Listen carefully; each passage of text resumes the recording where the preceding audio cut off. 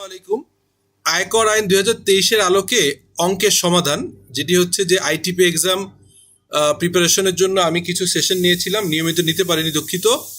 তো একই সঙ্গে সঙ্গে আপনারা বিভিন্ন কোচিং সেন্টারে আমাদের বিশ্বলিউশনে অনেকেই ভর্তি হয়েছেন, বাট প্রত্যেকেরই একটা চাহিদা যে স্যার আপনি যেহেতু অসুস্থ ছিলেন এবং একটু ব্যস্ততার ভিতরে ছিলেন, আপনি কিছু কিছু ক্লাস যদি আমাদের অনলাইনে দেন তাহলে আমরা এডিশনাল টু দ্য বিভিন্ন ট্রেনিং সেন্টারে বা বিভিন্ন প্রফেশনাল ইনস্টিটিউটে ট্রেনিংয়ের বাইরে আপনার থেকেও কিছু শিখতে পারি।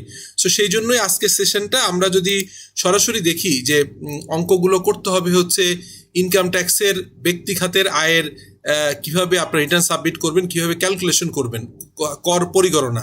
তো আজকে আমরা শুরু করছি আমাদের নির্দেশিকার ছোট্ট একটা অঙ্ক দিয়ে। প্রথম অঙ্ক যেটি হচ্ছে একজন সরকারি বেতন আদেশভুক্ত কর্মচারী। এখানে সরকারি যে একটা আদেশ আছে 2015 সালে, সেটার অনুযায়ী কিভাবে কর্মচারীদের হিসাব করতে হবে। সো এখানে মাবরুস হাসান মাহাদ নামে বাংলাদেশ কৃষি ব্যাংকে একজন কর্মচারী, তিনি 2030 জুন 2024 সালের তারিখে অর্থবছর শেষে দেখা গেছে তিনি প্রতি মাসে 26,000 টাকা করে বেতন পেয়েছেন, বছরে দুটি বোনাস পেয়েছেন 52,000 টাকা, 26,000 ইন্টু 2 মানে 52,000 টাকা, বছরে দুটো, আর হচ্ছে প্রত্যেকটা হচ্ছে 26,000 করে, 2 ইন্টু 52।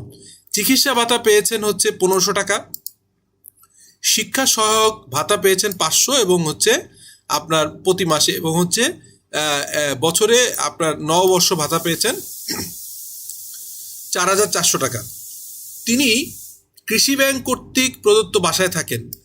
গভর্নমেন্টের যে কৃষি ব্যাংক, যে আপনার গভর্নমেন্ট স্টেট ওন ব্যাংক, সেই ব্যাংকের যে আবাসিক আছে, ভবন আছে, সেখানে উনি থাকেন ফ্রি।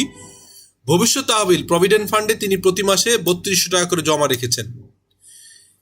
হিসাবরক্ষণ অফিস হইতে প্রাপ্ত প্রত্যয়নে দেখা গেছে, যেহেতু উনি হচ্ছে আপনার গভর্নমেন্ট অফিসে হিসাবরক্ষণের যে আপনার এজি অফিস আছে, সেখান থেকে দেখা গেছে যে উনি হচ্ছে 30 জুন 2024 তারিখে ভবিষ্যৎ তহবিল অর্জিত যে টাকা কেটে রাখছিলেন 3200 টাকা করে প্রতি মাসে কেটেছে, তার এগেনস্টে ইয়ার শেষে টোটাল 29,500 টাকা প্রফিট উনি পেয়েছেন, ইন্টারেস্ট পেয়েছেন। তার মানে প্রতি মাসে 3200 টাকা করে বোথ কন্ট্রিবিউটরি অ্যাপ্রুভ প্রভিডেন্ট ফান্ডে যে টাকাটা কেটেছে তার এগেনস্টে উনি সারা বছর ধরে ক্যালকুলেশন করে 29,500 টাকা ইন্টারেস্ট পেয়েছেন।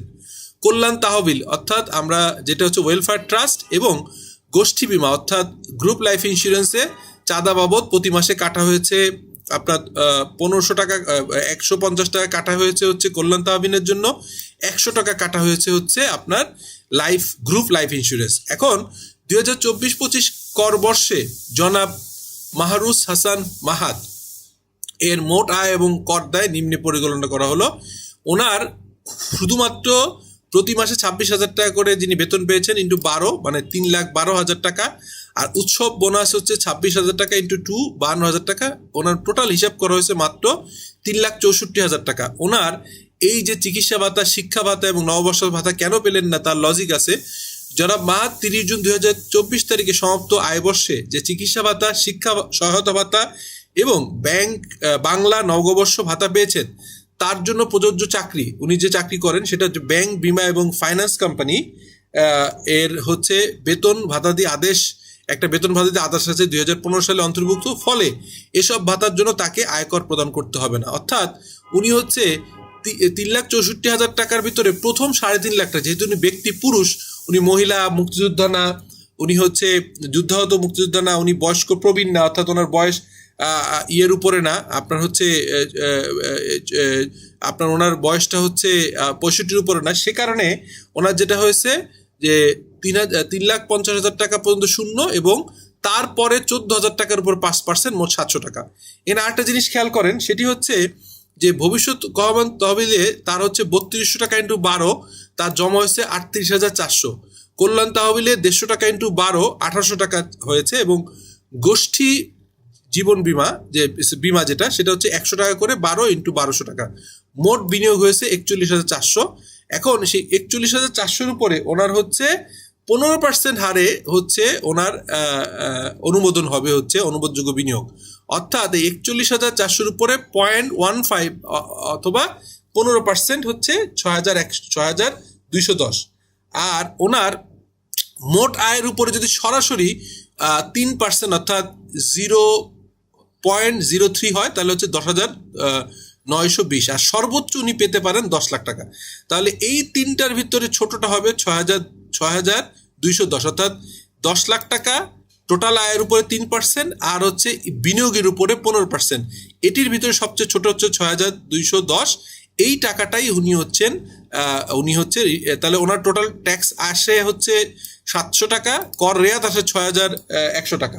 তাহলে এখানে বাদ বাকি কিন্তু তাকে তাহলে হিসাব অনুযায়ী জিরো পেমেন্ট করতে হবে। জিরো পেমেন্ট করতে হবে না, কারণ উনি ঢাকা অঞ্চলে থাকেন। ঢাকার জন্য এখানে আছে যে যেহেতু মোট আয়ের উপর কর হচ্ছে 700 টাকা, আইন অনুযায়ী রেয়াতের পরিমাণ হচ্ছে 6,210 টাকা।